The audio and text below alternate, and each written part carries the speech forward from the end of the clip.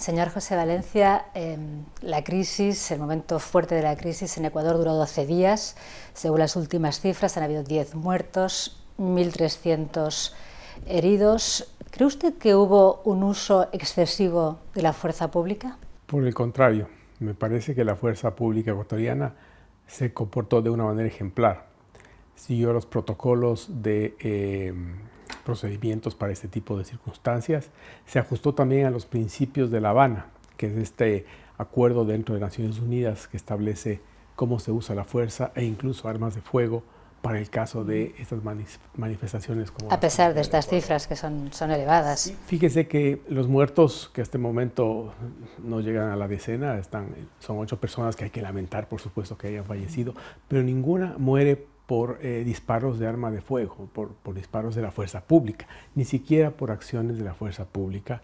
Son muertes que se producen en el marco de las manifestaciones, accidentes de tránsito, alguien que trata de salvar una barrera y cae, o quienes saltan de un puente por huir de la policía y también pierden la vida. La crisis se cerró después de que el presidente Lenín Moreno dio a marcha atrás a la subida de los precios de los carburantes, pero también cuando se inició el diálogo con las comunidades indígenas, que la semana pasada se levantaron de la mesa de negociaciones. ¿Cómo están en este momento? Han retornado, afortunadamente. Han indicado que, claro, continúa el proceso está siendo mediado por la Oficina de Naciones Unidas en el Ecuador y por la Conferencia Episcopal, Obispos Católicos.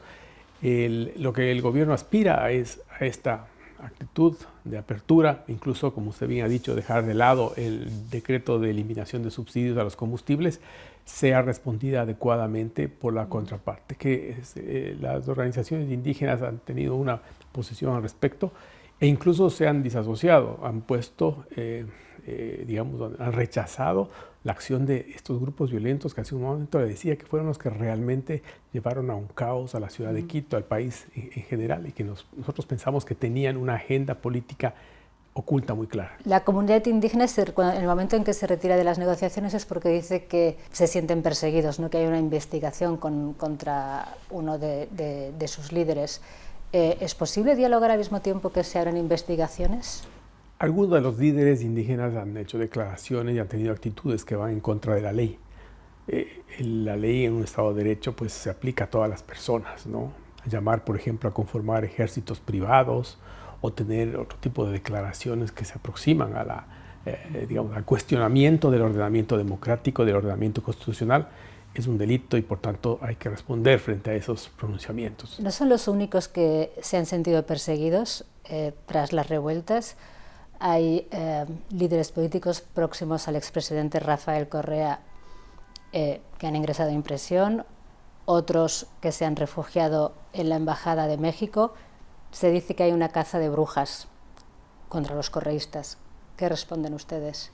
Están unos de ellos porque aparecieron involucrados y fueron capturados por la policía infraganti mientras intentaban sabotear, y sabotearon de hecho, instalaciones petroleras. Esto produjo la suspensión de las exportaciones del petróleo ecuatoriano por varios días, perjuicios de millones de dólares, pero pudo haber más llevado a una catástrofe terrible si es que algo ocurría en esa ocupación ilegal de las instalaciones.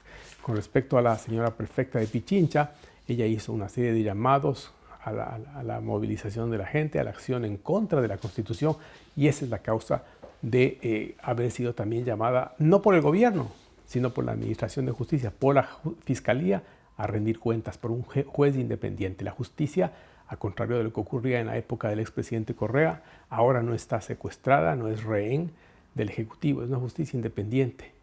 La prueba al canto, muchas veces ha fallado incluso en contra del gobierno nacional.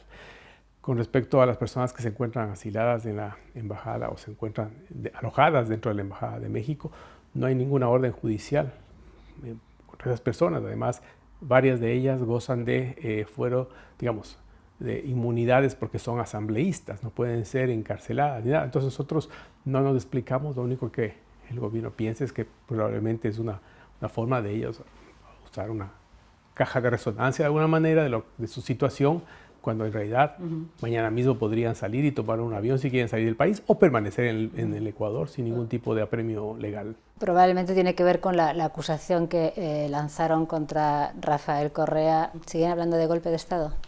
Sí, creemos que hubo un intento clarísimo, no de los indígenas, sino más bien aprovechándose del movimiento y de las reclamaciones de la CONAIE y otras federaciones indígenas sobre el incremento o la eliminación de los subsidios e incremento de los pasajes.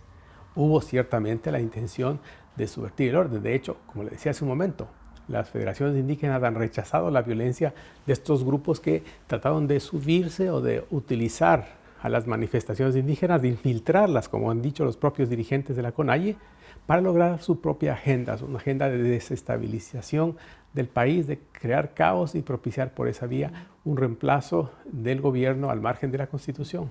Muy bien, muchas gracias. Gracias.